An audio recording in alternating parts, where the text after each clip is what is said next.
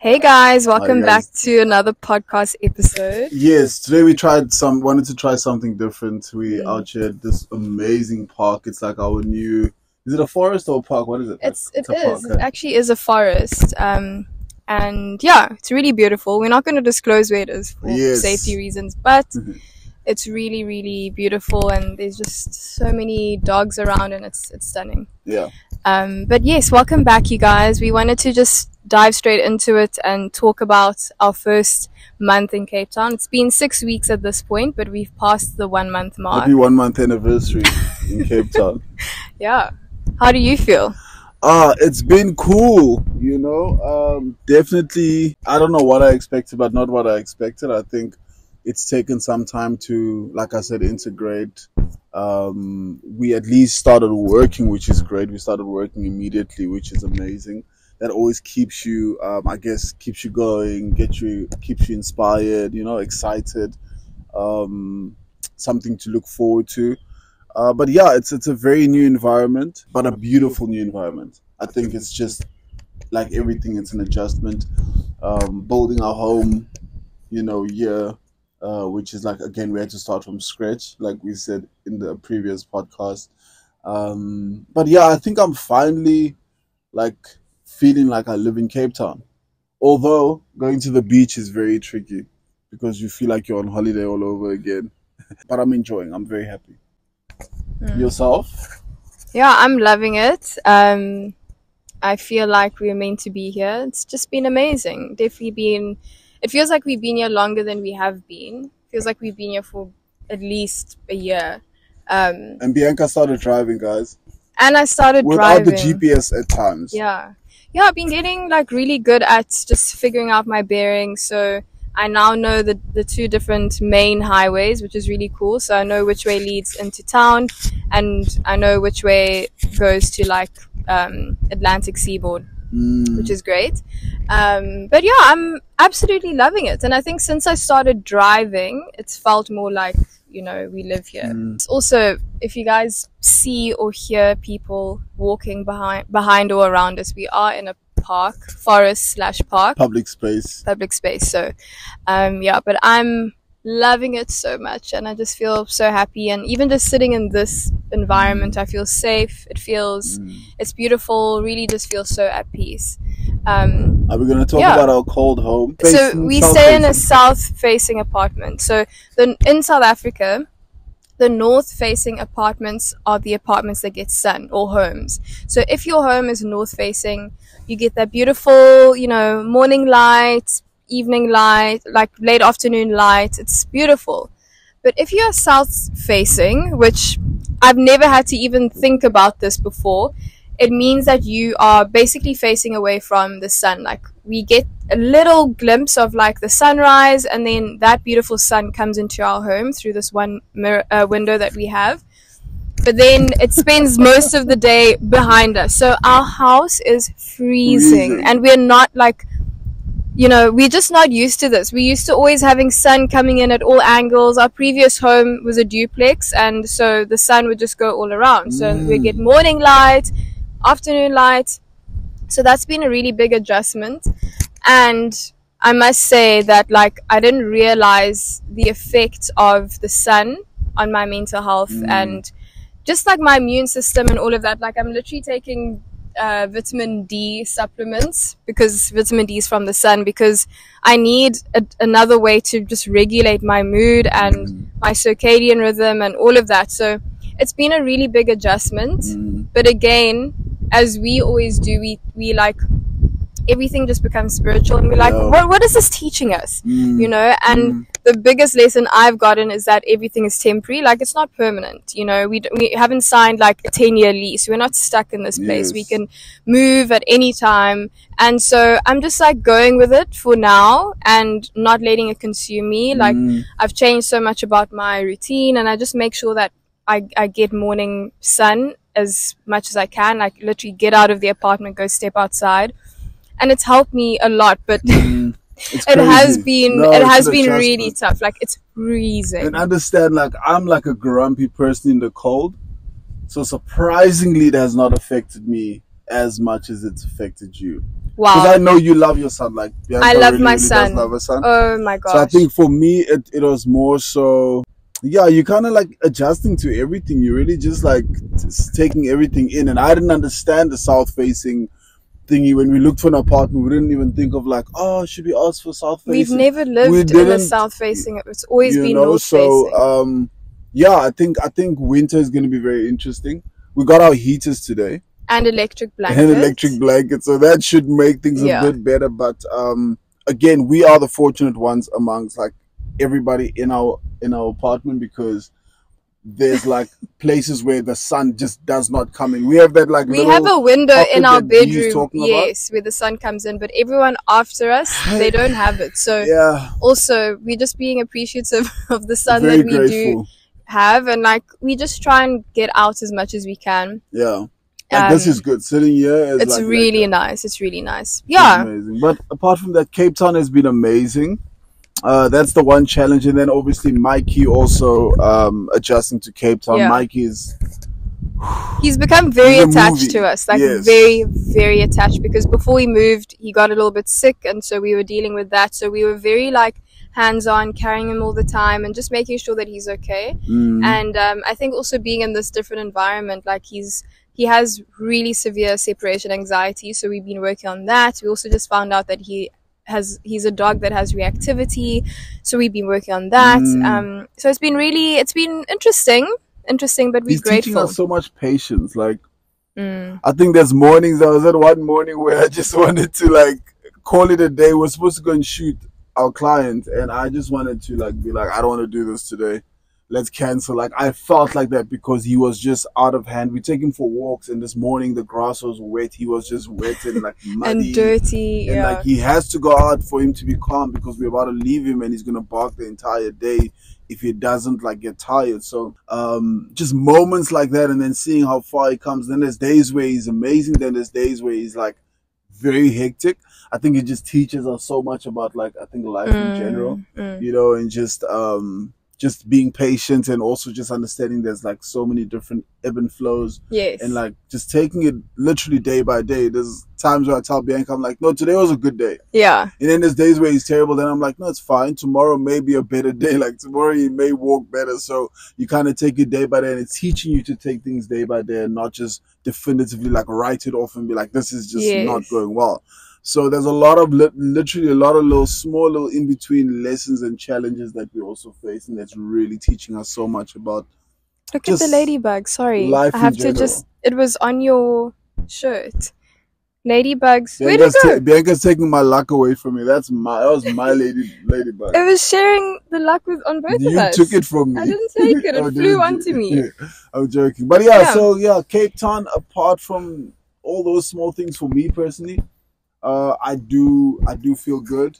I won't say I feel home yet, because there are days where I miss Joburg. I will not lie, but that's just like my nature. I've only been away for like a month. I've lived in Joburg my entire life, so there's days where I'm like, oh, wish I can just go do this. Or I wish you know what I mean? It's like Joburg is home, so yeah. I'm adjusting to Cape Town in that sense, but I feel amazing. I feel like this, it feels right. Yeah, it does feel right. Like I told you yesterday, like I would rather be wrong if this is not right. Like if this how we taking our lives, where it's like you take this into intuitive feeling, and you take this like gut feeling to be like you need to move uproot and go to like a different city and just start afresh, or like just pick up where you left off, but just take a whole new direction. If that's wrong, how I'm feeling about it feels right. Yeah. So if that was like the wrong decision, I'm willing to take the bullet and try again another time. But like this feels right, and so I'm okay to settle in. I'm okay to take the punches. I'm okay to take the new lessons, starting over in certain aspects, like, you know, and just learning anew. So yeah, but apart from that, I think Cape Town is good. I'm loving it. So as we were like thinking what we want to talk about in this episode, what came to mind for me is something that's just been like a very consistent theme, and how I've been approaching everything, because like we've moved cities, right? So we're still within the same country, but like changing environments really does, it has an effect on everything, your holistic health, you know. So for me, what I'm doing right now, which feels good for me, is following my joy. So following whatever brings me joy and makes me feel good, and not worrying about how it looks from the outside. And that's also something I've been working really hard on, is just like feeling okay to be seen and heard, you know, and not worrying so much about what it looks like on the outside, because if it brings me the utmost joy to share a message that may help someone else, that's what I'm going to do. And also just accepting and knowing that like I can express myself in so many different ways, like it doesn't have to look one way. And if you guys are into human design, Shelton and I are both generators, and generators we are the blueprint, so there's no one that we can follow to live our lives. We have to pave the way, we have to create, we generate basically. And so it's beautiful, but it also becomes very consuming, especially when you're someone who is in your head a lot. Or like, for example, I have so many ideas, so does Shelton, and like I have to write things down, otherwise I almost have a fear that I'm going to forget it. Like yesterday I found myself, like I had an out of body experience while we were cooking. We made dinner yesterday, and I was like, every 5 minutes, I don't know if you noticed, but every 5 minutes I kept going to pick up my phone, and it's like I wasn't going to check anything, or I was going to write down all the ideas that were coming to my head. I was like, I need to write this down because I don't know if I'm going to remember it tomorrow or in 10 minutes. And it's like, that's a whole other story, because that also touches on neurodivergency. And I know that, you know, there's definitely something going on there where my brain is like moving like this all the time, and I have to write the ideas down. Otherwise, I don't know.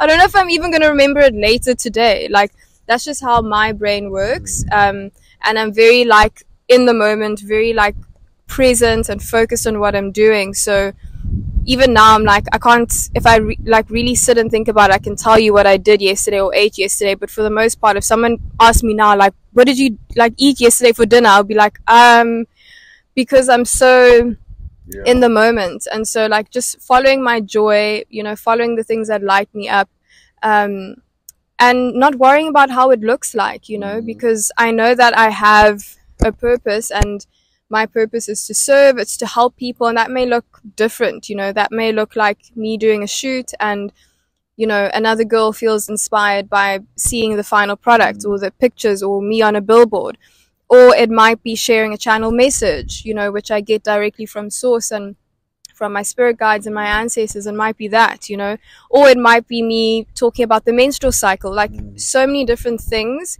And I'm just okay with like not having control over how I'm going to be perceived or how it's going to look on the outside. I'm focusing more on just like how it feels and trusting that. And that's been quite hard because it's a whole lot of unlearning, you know, just from previously how I used to operate.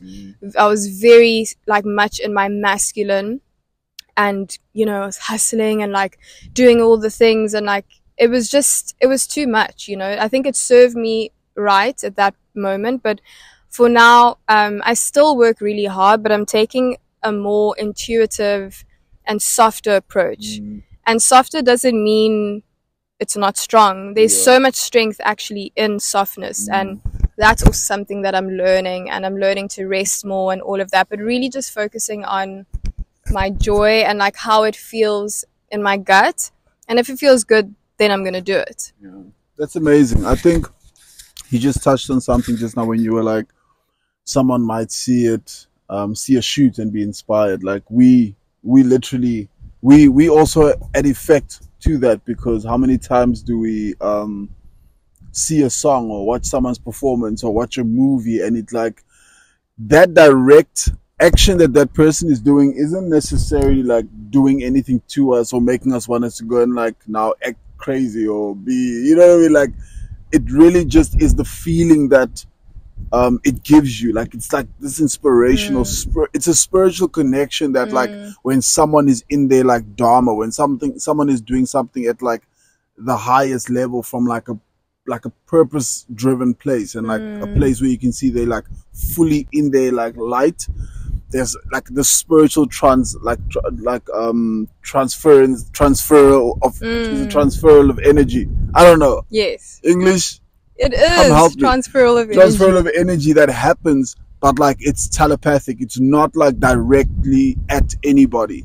You know, someone called it. I was seeing this YouTube video, and this chick was like, no, TikTok video, and this girl was like, she had a hangover from like a Chris Brown concert hangover, and it's basically like she went to the concert, saw the show, like was like immersed in the whole like energy of it, and then the next morning you feel like the sadness after a concert. Like I get that because I've had so many of those moments, whether it's me performing personally, and then the next day I just feel like this, What do I do now?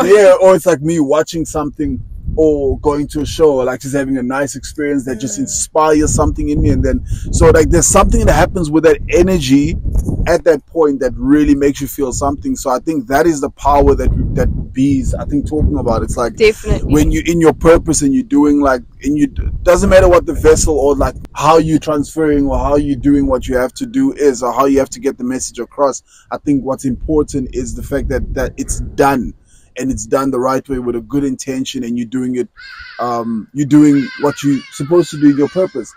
Then it like without fail will it touch someone without you trying. You know how it feels when you watch a movie you love, or see someone sing and you hear their voice, and yes, all those other things help you be like, oh, this person is a great actor, or this person is a great singer, but it's something bigger than that happens, that you don't remember the person's voice at all. You just remember how that thing made you feel, and it makes you want to get up and go do something, or, you know, start something, or like, you know, like want to work as hard towards your own thing to be that great or whatever.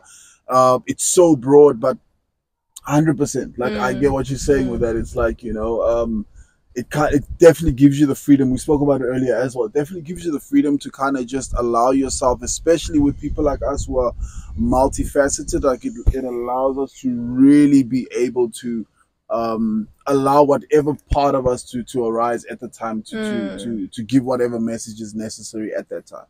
You know, so that's really beautiful. And also, while we were discussing what we want to chat about in this episode, for you, you mentioned something about just trusting your inner guidance system. So share with us like where you've been, like how you've been feeling the last couple of weeks. I think, that's been such an important thing for me to start grasping is, I think not relying so much on seeing an external result happen, or booking another movie, or TV show, or getting a great song out. I don't think that is what I'm yearning for right now. That's just my career. That's just what I love doing. That's just gonna come when it does come. I'm more so on the journey of finding that internal, how can I put it? Wisdom. Yes, internal wisdom, internal guidance, like internal like fulfillment, like from self, just without all those other things.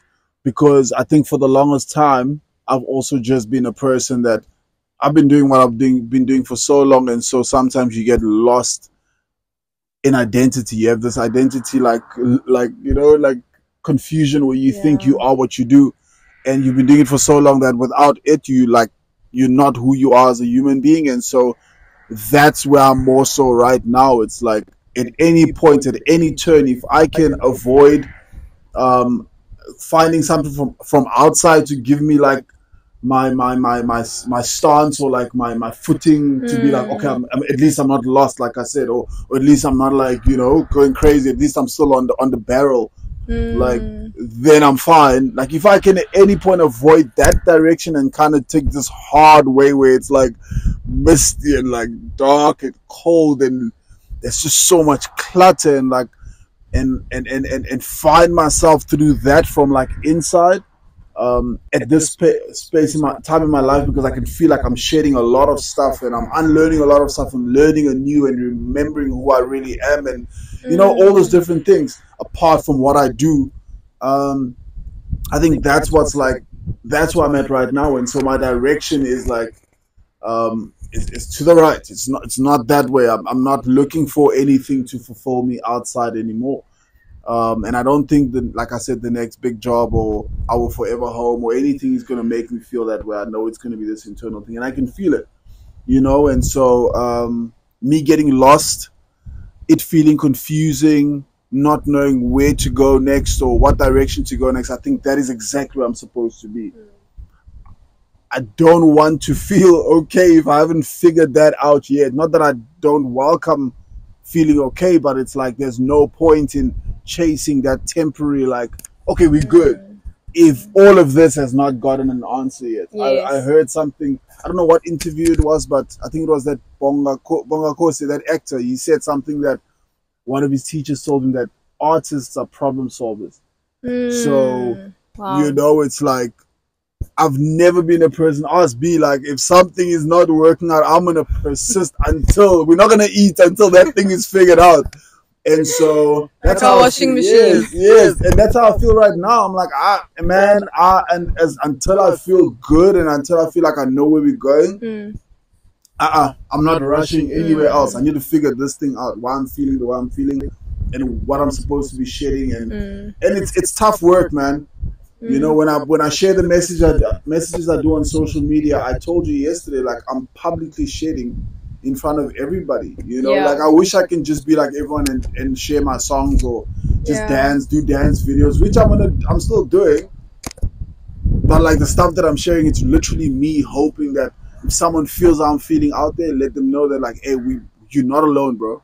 Like, this thing is, this feeling is a strange place, but it's also like it's familiar for the soul, for the universe, because it's happened to a lot of people before, and people have found themselves through lost moments like this. So not to be scared of it per se, but just to know that, like, you know, it's not foreign. It's not foreign for your soul to feel lost, for it to be found. You know what I mean? So it's like, kind of just know that you're not alone. Because I don't feel, like I said, I don't feel like lost. I feel like I'm in the right place, exactly where I'm supposed to be.